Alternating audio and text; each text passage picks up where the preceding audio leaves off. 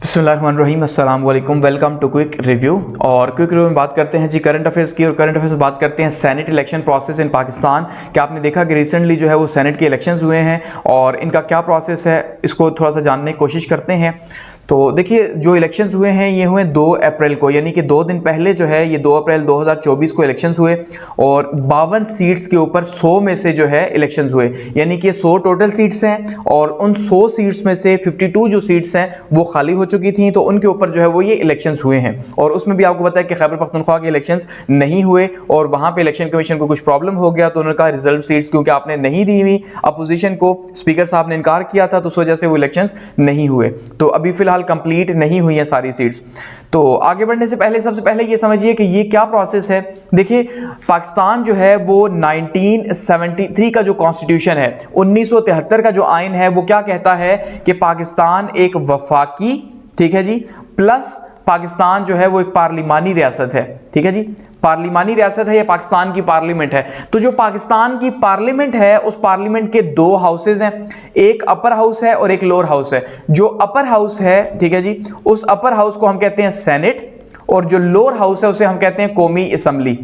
तो कौमी असम्बली में डायरेक्ट इलेक्शंस होते हैं, जबकि जो सेनेटर्स हैं वो इनडायरेक्टली या इलेक्टोरल कॉलेज जो होता है उसके थ्रू इलेक्ट होते हैं पाकिस्तान के अंदर। ठीक है, जबकि कौमी असम्बली जो है, नेशनल असम्बली, वो डायरेक्टली जो है इलेक्ट होके जाते हैं, जिसमें आपने देखा हल्का NA1 हल्का NA2 इस तरह से वो डायरेक्ट इलेक्ट होके जाते हैं। अब सेनेट के बारे में थोड़ा सा जानते हैं आगे बढ़ने से पहले। देखिए, अभी फिलहाल ये जो इलेक्शंस हो रहे हैं ये हो रहे हैं 100 में से 52 सीट्स के ऊपर। यहां पे एक बहुत बड़ी कंफ्यूजन है, और वो कंफ्यूजन क्या है कि क्या सेनेट की 100 सीट्स हैं, क्या सेनेट की 96 सीट्स हैं, या क्या सेनेट की 104 सीट्स हैं। अब ये सारी बातें ही ठीक हैं, ठीक है, ये सारी बातें ही ठीक है, लेकिन इनमें से कोई एक बात ठीक होगी। प्रॉब्लम तो ये है, अब सबसे पहली बात 100 सीट्स थी, लेकिन अब ये सेनेट की जो वेबसाइट है उसके अकॉर्डिंगली अब भी ये 100 सीट्स ही दिखा रहा है, लेकिन एक्चुअली में अब यहां पे जो सीट्स हैं वो 96 सीट्स हैं, और इससे पहले 2021 से पहले ये सीट्स थी 104। ठीक है, वो उससे पहले ये पीछे 100 रह गई थी, क्योंकि अभी 25th अमेंडमेंट जो हुई थी उसके अंदर कुछ चेंजिंग की गई। और सबसे मेजर जो चेंज थी वो जो हमारा फाटा का एरिया था, फेडरली एडमिनिस्ट्रेटेड ट्राइबल एरियाज, उनकी 8 सेनेट की सीट्स थी, लेकिन वो एरिया खत्म करके उसको केपी में मर्ज कर दिया गया, तो उनकी जो 8 सीट्स है वो खत्म हो गई। 4 पहले खत्म हुई थी, जो पहले 3 साल पहले इलेक्शंस हुए थे, क्योंकि सेनेट के इलेक्शंस हर 3 साल बाद होते हैं, आधे मेंबर्स रिटायर हो जाते हैं और 3 साल बाद, और ये इस तरह से प्रोसेस चलता रहता है। कौमी असेंबली की तरह एक साथ ही सारे जो है वो रिटायर नहीं होती या असेंबली डिसॉल्व नहीं होती, इसका पैटर्न डिफरेंट है। ठीक है, तो अब पहले वो जो 8 सीट्स थी वो मौजूद थी, तो ये 104 सीट्स बना करती थी। अब उसके बाद क्या हुआ कि उसके बाद फिर ये 8 सीट्स चली गई फाटा की, तो अब पीछे 96 सीट्स जो है वो रह गई हैं। पहले बीच में 100 सीट्स रही, क्योंकि 4 पहले रिटायर हुए और 4 अब 2024 में रिटायर हो गए, तो अब ये 96 सीट्स बची हुई हैं। लेकिन यहां पे अपडेट फिलहाल उन्होंने नहीं किया, 100 सीट्स ही कह रहे, तो हम 100 ही मानेंगे। तो 100 में से 52 सीट्स हैं, ठीक है, जबकि फाटा का जो सीट्स है वो खत्म हो चुकी हैं, 4 रह गई थी, तो वो 4 भी जो है केपी जो है वो जम हो गया, फाटा केपी के अंदर, खैबर पख्तूनख्वा के अंदर, तो वो खत्म हो गई और अभी वहां पे केपी में इलेक्शंस नहीं हुए। ठीक है, और इसके अलावा अगर आप थोड़ा सा सेनेट को समझेंगे, ये सीट्स का जो इसका सिस्टम है, तो ये 104 मेंबर्स थे पहले। ठीक है, Senate used to have 104 members, but the merger of federally tribally administrative areas यानी FATA with Khyber Pakhtunkhwa through 15th amendment, तो ये जो 25वीं जो अमेंडमेंट थी जिसके तहत जो है फाटा को केपीके के अंदर शामिल किया गया था, तो 104 मेंबर्स जो है वो कम हो गए। तो उसके बाद जो है ये 104 से 100 पे आए, क्योंकि 4 उनके पहले रिटायर हो गए, तो पीछे रह गए 104 में से, और अब फिर से 4 जो है रिटायर हो गए, जो खत्म हो गई, एबॉलिश्ड हो गई। ठीक है, तो अब वो कितने हो गए जी, अब वो हो गई 96 इन 204, यानी 2024 के अंदर वो अब 96 रह गई हैं। तो ये आपने थोड़ा सा समझना है, ये काफी ट्रिकी है। अच्छा, अब आगे बढ़ते हैं। अब फिलहाल क्योंकि वेबसाइट के अकॉर्डिंगली हम देख रहे हैं तो 100 सीट्स हैं, तो हम यहाँ 100 के अकॉर्डिंगली ही इसकी डिस्ट्रीब्यूशन देखेंगे, वरना वो सारी डिस्ट्रीब्यूशन खराब हो जानी है। कंपोजिशन ऑफ सेनेट की अगर हम बात करते हैं, तो सेनेट की कंपोजिशन जो है, सेनेट सबसे पहले upper house of Pakistan parliament है। ठीक है, जो अपर हाउस है वो ऐवान बाला जिसे कहा जाता है, उसके 100 सीट्स हैं।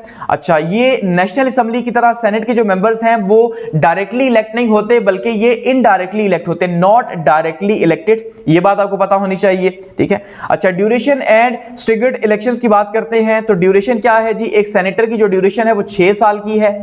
6 साल की है और 3 साल बाद जो है वो सेनेटर्स, आधे सेनेटर्स जो है वो रिटायर हो जाते हैं। तो ये प्रोसेस इस तरह से चलता रहता है ताकि हुकूमत का जो सिलसिला है वो चलता रहे।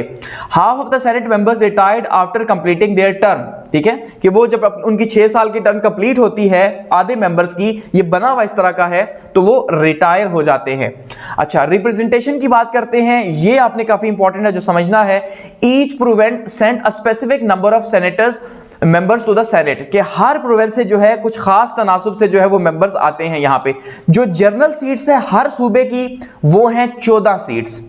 पहली बात कि जो चारों सूबों से जो जनरल सीट्स आएंगी वो कितनी आएंगी जी, वो 14 सीट्स आएंगी।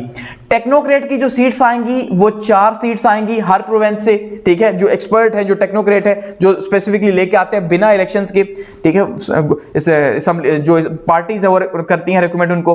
अच्छा, उसके बाद हर सूबे से जो वुमेन की सीट्स है वो भी 4 है, ठीक है, तो ये 4 जो 14 जनरल सीट्स हैं, 4 इसमें ऐड होगी टेक्नोक्रेट्स की, 4 इसमें ऐड होगी वुमेन की, तो ये कितनी होगी 18 और 4 22 सीट्स होगी। और हर सूबे से एक माइनॉरिटी की सीट है तो ये होगी 23। तो 23 सीट्स जो हैं वो हर सूबे से इलेक्ट होकर आती हैं, ठीक है। तो जो जनरल सीट्स हैं वो इलेक्शंस के थ्रू आ रही होती हैं। अच्छा, अब नेशनल असेंबली की जो अगर बात करें उसकी, तो उसके अंदर जनरल सीट्स 2 हैं, ठीक है, और वुमेन की 1 है और टेक्नोक्रेट की 1 है। जो नेशनल असेंबली की सीट सेनेट की बन रही है उसके हिसाब से अगर बात करते हैं तो 2 जनरल सीट्स हैं, 1 वुमेन की और 1 टेक्नोक्रेट्स की है। अब ये इस्लामाबाद के अंदर भी जो फेडरल कैपिटल टेरिटरी है ये उसके हवाले से है। वोटिंग प्रोसेस की अगर हम बात करते हैं तो वोटिंग प्रोसेस कैसे है कि जो सेनेटर्स हैं वो डायरेक्टली तो इलेक्ट नहीं होते, वो इनडायरेक्टली इलेक्ट होते हैं और सीक्रेट बैलेट के थ्रू इलेक्ट होते हैं। और सीक्रेट बैलेट के थ्रू कैसे इलेक्ट होते हैं कि जो प्रोविंशियल असेंबलीज हैं, जो सूबाई असेंबलियां हैं, वो वोट कास्ट करती हैं, ठीक है। अब वो उनका खास तनासब है, जैसे पंजाब की असेंबली है तो उसके वोटर्स ज्यादा हैं, उसकी मेंबरान की तादाद ज्यादा है, तो वो डिवाइडेड बाय 14 कर लेंगे कि पर मेंबर कितने वोट दे सकता है, ठीक है, और उसके हिसाब से वो इलेक्ट होकर आएगा। तो इसी तरह से हर सूबे की तनासुब, जैसे कि बलूचिस्तान है तो सबसे कम है तो उसका तनासुब लेके बाकी को किया जाता है, जैसे सदर के हमारे यहाँ जो है वोट होते हैं। तो प्रोविंशियल रिक्वायरमेंट को आप यहाँ समझे अगर, तो अब जैसे सिंध है तो कहा जाता है जी सिंध के अंदर सेनेटर बनने के लिए 24 वोट चाहिए, उसके जो असेंबली का तनासुब है उसके हिसाब से 24 वोट चाहिए एक सेनेटर को इलेक्ट होने के लिए। पंजाब है तो यहाँ पे 53 जो है वो प्रोविंशियल मेंबर्स इलेक्ट करेंगे 1 senator on a general seat, क्योंकि ये जो जनरल 14 सीट्स है उसकी बात हो रही है, याद रखिएगा, ठीक है। तो सिंध के अंदर 54 वोट पड़ेंगे तो एक सेनेटर इलेक्ट होगा जनरल सीट के ऊपर। पंजाब में 53 होगा, खैबर पख्तूनख्वा में 17 सीट्स पड़ेंगी और बलूचिस्तान के अंदर 9 सीट्स पड़ेंगी, तो ये सेनेटर इलेक्ट होगा।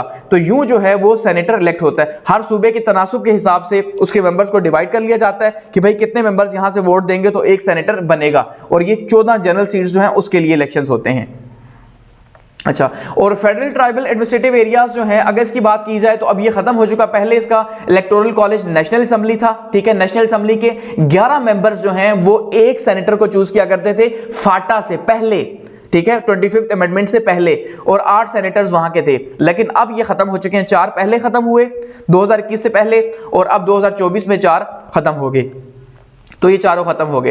हिस्टोरिकल चेंज की बात करते हैं तो सेनेट जो है वो पहले से हमेशा से ही जो है वो इसके 100 मेंबर्स नहीं थे, बल्कि स्टार्ट में इसके 45 सीट्स थी, उसके बाद इसकी 63 सीट्स की गई 1977 के अंदर और 88 के अंदर, उसके बाद 1985 के अंदर 100 सीट्स जो है उसे कर दिया गया, बाद में 2002 के अंदर। अच्छा, अब 19 कॉन्स्टिट्यूशनल अमेंडमेंट जो है, जो आसिफ जरदारी साहब बड़ा इसका क्रेडिट लेते हैं, ठीक है, तो उसमें 2011 के अंदर जो है 4 माइनॉरिटी की सीट्स को ऐड किया गया इसके अंदर। तो 4 माइनॉरिटी की सीट्स को ऐड किया गया तो ये 104 हो गई, ठीक है। पहले 100 सीट्स थी 2002 में, उसके बाद ये 104 हो गई माइनॉरिटी की सीट्स जो आसिफ जरदारी साहब ने ऐड की। फिर उसके बाद जब 25th अमेंडमेंट हुई तो फाटा की 8 सीट्स खत्म हो गई, जिसमें से 4 एक बार हुई, तो अब ये 96 बची हुई है। अब ये जो है आपने समझना है इस चीज को।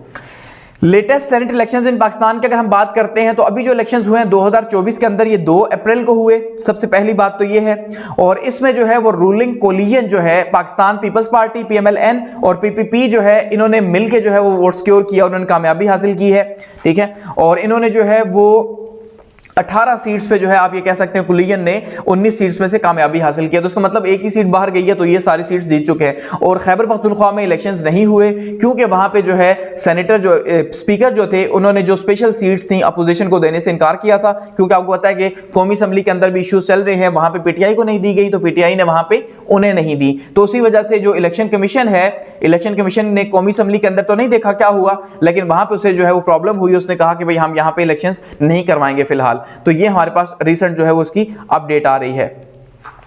अब अगर हम बात करते हैं जी, ये जो हमारा सेनेट का हाउस है, हाउस ऑफ फेडरेशन जिसको कहा जाता है, ये फेडरेशन की अलामत होती है। सेनेट जो है ये फेडरेशन की अलामत है, चारों सूबों से इक्वल रिप्रेजेंटेशन आती है, तो इसलिए इसको फेडरेशन की अलामत समझा जाता है। तो यहां पे इसकी पावर्स की अगर हम बात करते हैं, उसके पास लेजिस्लेटिव पावर्स होती हैं, ठीक है जी, कि जो सेनेट है उसके पास अथॉरिटी है मेक एंड शेप लॉज, कि वो लॉज बना सकती है, ठीक है जी, लेकिन कौमी असम्बली साथ में शामिल होगी तब, ऐसा नहीं है, लेकिन वो लॉज बना सकती है।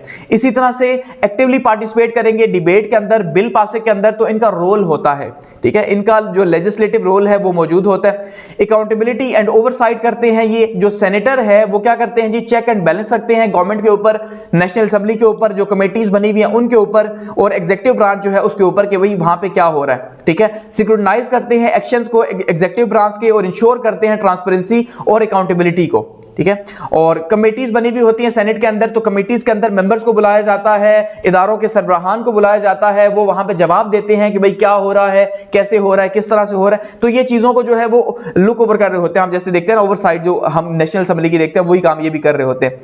रिप्रेजेंटेशन ऑफ फेडरेटिंग यूनिट्स, और ये रिप्रेजेंट कर रहे होते हैं जो हमारे सूबे हैं, उन चारों सूबों को रिप्रेजेंट कर रहे होते हैं किसी ना किसी फॉर्म में, ठीक है। और साथ में इस्लामाबाद की जो कैपिटल टेरिटरी है उसको भी जो है किसी ना किसी फॉर्म के अंदर ये क्या कर रहे होते हैं, उसी तरह से एडमिनिस्टर कर रहे होते हैं, क्योंकि 4 सीट्स तो इस्लामाबाद की होती हैं और 6 ईयर टर्म्स होती है इनकी, ठीक है।